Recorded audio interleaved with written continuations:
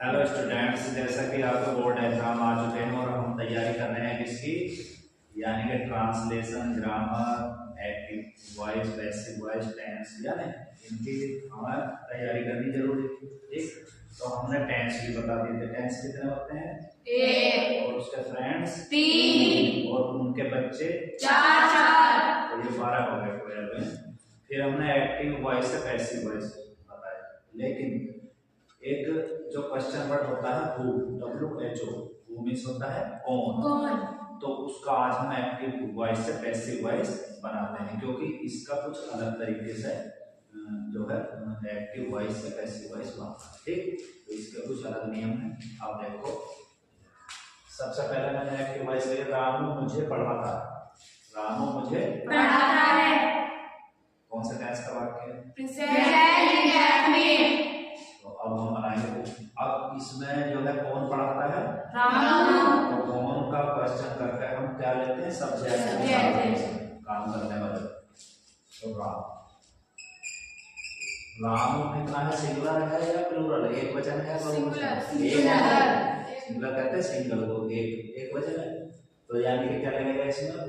इसके बाद क्या आएगी? हेल्पिंग वर्ब, पढ़ाना। पढ़ाने का मतलब टीच में क्या लगेगा? एस, क्योंकि जिन वर्ब्स के बाद में S, double S, C H, O S होता है, उनमें क्या लगेगा? एस। ठीक, और अदर में क्या लगता है? एस। जैसा रीड है, रीड में एस लगता है, रीड्स। प्ले है, प्लेस, एस लगता है। ठीक है, तो क्या लगेगा इसमें? टीच में टी ई ए सी एच। तो राम टीचर्स, और किसे टीच करता हो? मुझे। तो जिसे टीच करता है, जिसका असर होता है, वो ऑब्जेक्ट होता है। तो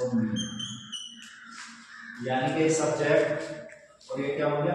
ऑब्जेक्ट, और ये वर्ब। ठीक है, और हम फैमिली ट्री में इसे कहते हैं फैमिली, यानी कि फादर, मदर और बच्चे। ठीक, और एक्टिव वॉइस से पैसिव वॉइस के लिए हमें क्या चाहिए? दो चीज चाहिए, और सब्जेक्ट भी चाहिए और ऑब्जेक्ट, क्योंकि वे आपस में चेंज करते हैं। ठीक, चेंज कब होता है? जब दो चीज होगी, एक चीज क्या चेंज होगी, तो इसलिए हमें क्या चाहिए? और ये ऑब्जेक्ट इधर आ जाता है और सब्जेक्ट इधर। किस में आता है? पैसिव। किस में आता है? पैसिव। अब पैसिव बनाएंगे, इस ऑब्जेक्ट का क्या बनेगा? बी इधर आएगा तो रूप भी बदलेगा, यानी कि ये सबसे पीछे रखा बी, और जब आगे आएगा तो इसका सब्जेक्ट बने क्या बनेगा? आई। लेकिन इसके बाद राम, ये सब्जेक्ट है, ये कहाँ चला जाएगा? ये तो पहले, और बाई कहाँ चला है? अपने बाई राम। ये नाम है, ये नहीं बदलेगा, नाम नहीं बदलेगा। प्रोनाउन बदलते हैं, लेकिन नाम तो नाम ही रहेगा ना, राम का सेम थोड़ी। ये समझ में आ गई? Yes sir. अब बीच में क्या रहेगी हमारी? Main verb. लेकिन पैसिव में क्या होता है? प्रेजेंट इंडेफिनिट क्या बताया था, क्या लिखता है वो? Continuously helping verb is, are am, और आई के हिसाब से क्या आएगी? आएगी आर या एन? क्या आएगी? तो हेल्पिंग वर्ब होगी। लेकिन अब पैसिव बनाने जा रहे हैं, तो पैसिव का मतलब V3 क्या आएगी? तो तेज की V3 क्या है? डॉट। V सेकेंडरी, यानी कि MP सेकेंडरी है डॉट। तो इसकी स्पेलिंग है TAUGH। ठीक, ये एक्टिव पैसिव हो गया हमारा, सिंपल हो गया। अब हम कौन का प्रयोग करेंगे। कौन कैसे हटाता? देखो, राम को हटा देता है। अगर मैं लिखूं एक्टिव, मुझे कौन पढ़ाता है। देखो, राम गायब हो गया, राम मुझे पढ़ाता है, और इसमें हमने कहते मुझे कौन पढ़ाता है। कौन है ना, राम का मामला एंड कर। अब तुम कौन का सवाल करो, इससे इस वजह से कौन पढ़ाता है, तो उत्तर में तो कौन ही है। कि इस घर का भैया वो कहाँ चला गया, यानी कि फादर ना है, तो आदम वर्दी आगे छुपा वही कर रहा है सब कुछ। होता नहीं कभी फिल्मों में आतंकवादी छुप जाए किसी के घर में, तो वो सब काम वही करेगा। जब कोई आया दूध देने वाला, तो आराम से हाथ निकाला दूध ले लेती है, सब वही करेगा। इसका इसका मतलब वो आतंकवादी है और उसने क्या राम को गायब कर दिया। अभी ऊपर एक ना काम होगा तो वो क्या बनेगा कल। इसे समझने के लिए बता रहा है। वो क्या हुआ, अब ये कौन क्या है, इसकी दो चीज है। एक तो क्वेश्चन वर्ड, अगर क्वेश्चन वर्ड किसी वाक्य के बीच में हिंदी में आता है तो उसकी अंग्रेजी रिश्तेदार कहते हैं ना, रिश्तेदार बीच में आ रहे तो उसे बाहर फेंकते। तो यानी कि कौन की अंग्रेजी बाहर आई, क्या है, बाहर आ गई। Yes sir. लेकिन इसने तो रामू को भी भगा दिया, तो अब यही काम करेगा रिश्तेदार ही कब्जा भी कर ले रिश्तेदार आके। ठीक। तो यानी कि ये क्या हुआ बता, क्वेश्चन वर्ड तो है लेकिन और क्या होंगे, सब्जेक्ट। और किसका सब्जेक्ट है, एक्टिव का। किसका सब्जेक्ट है, एक्टिव का।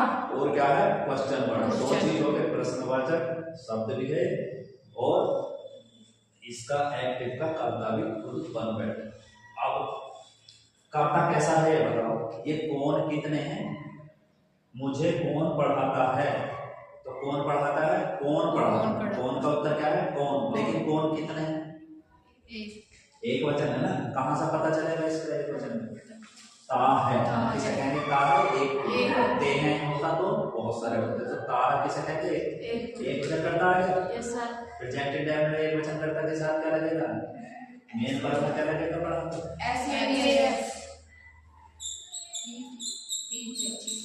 हो गया। अब ये हो गया कौन पढ़ाता है। अब देखियो किस है, मुझे। तो ऑब्जेक्ट तो मुझे आया ही। अब इसमें क्या क्या चेंज हुआ, देखो रामू को इसने भगा दिया, नीचे जैसे है, यस सर। नी ऐसे है, इसका बस समझ गए। अच्छा तो रामू कहाँ चला गया था, इधर भाई के पास गया था। तो भू का क्या, भू कहाँ जाना है, पीछे तो जाना, कट गई राज की बात है, यही जाना, कहाँ जाना है, पीछे।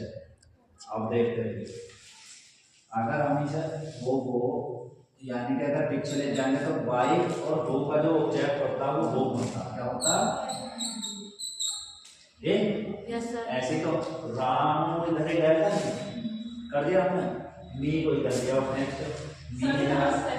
हाँ मैं मी इधर आया तो क्या बनता है इधर, मी अगर इधर आता तो आई बना था। इसे देखते रहो कितना अंतर होगा, आई और आई के साथ क्या आएगा, एन।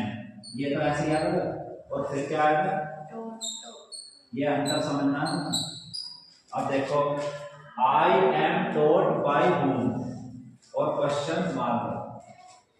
लेकिन एक बार बताओ, जब क्वेश्चन मार्क भी लगेगा इसमें, ठीक है, हेल्पिंग वर्ब होती है तो शुरू में तब लगा क्वेश्चन मार्क या रिश्तेदार यानी क्वेश्चन वर्ड हो।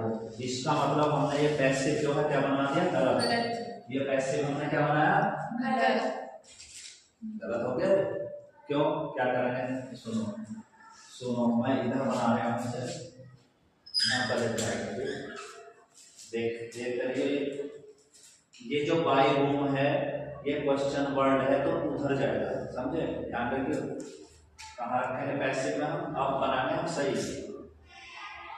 बताओ बी कैपिटल क्यों बनाया, क्योंकि सबसे आगे और WHOM।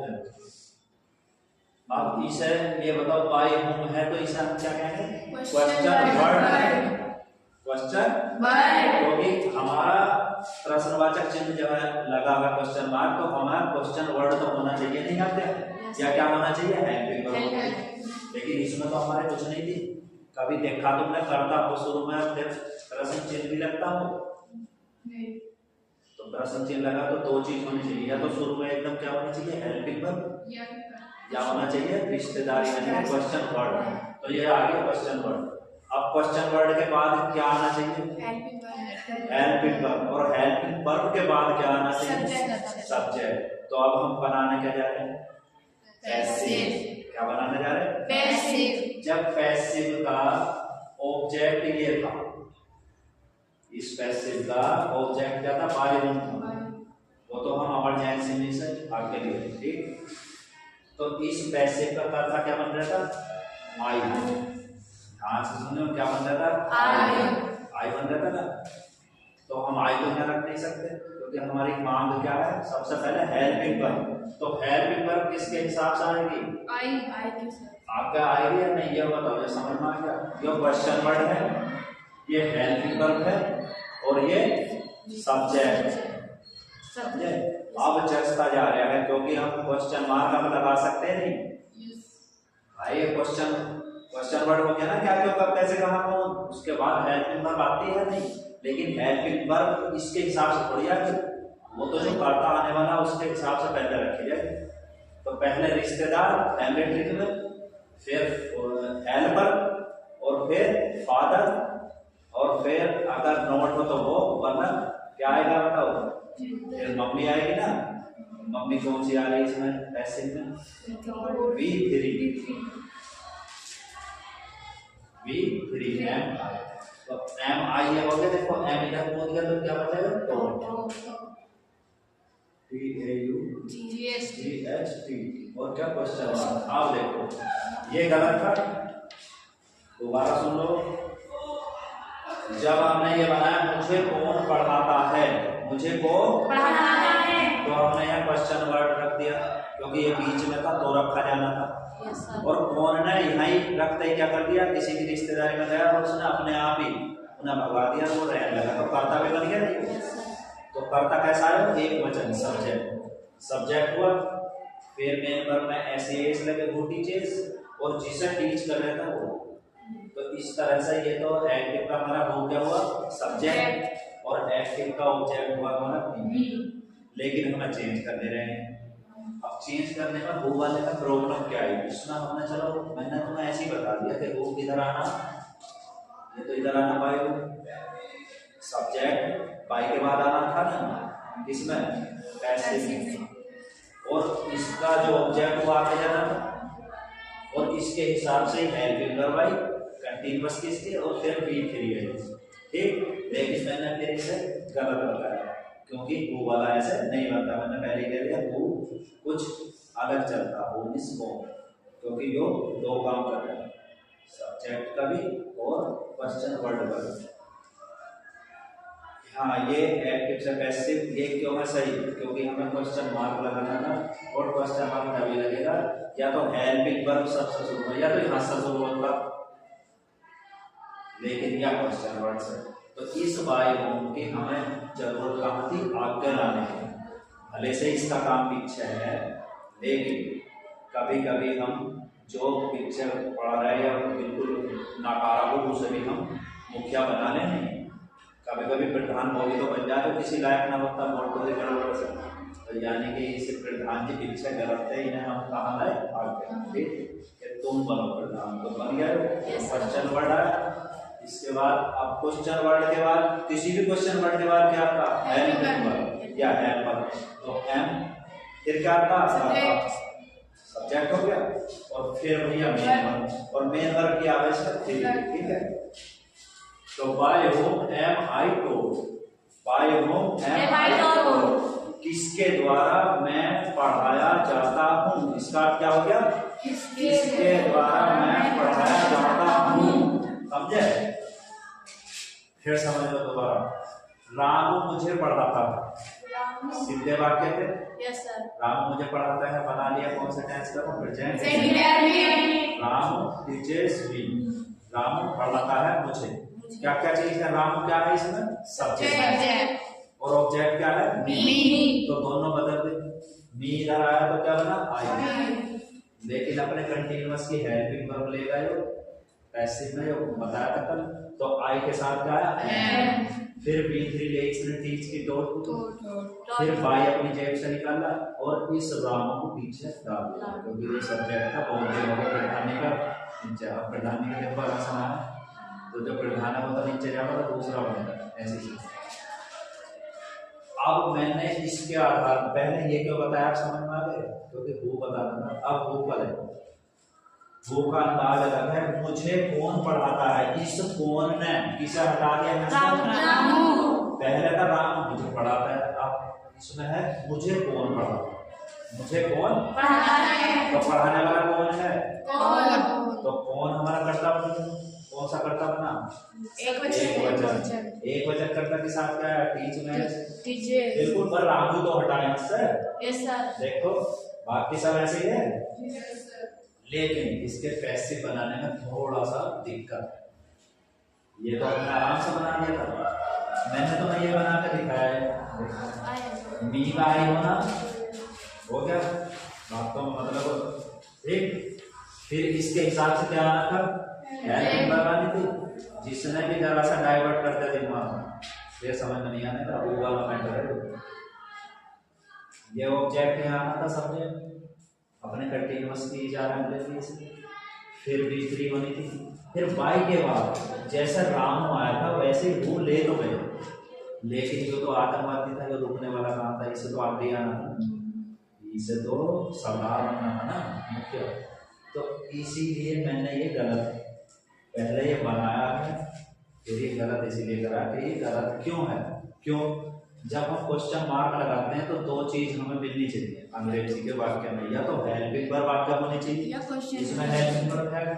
नहीं, आई तो है तो बस, या क्या होना चाहिए? क्वेश्चन वर्ड होना चाहिए। ठीक, तो अब इसकी मदद हमने ली और इसे आगे बैठा दिया कि भैया है तो तेरा हिसाब पीछे जाने का, लेकिन हमारा काम तो नहीं चल रहा।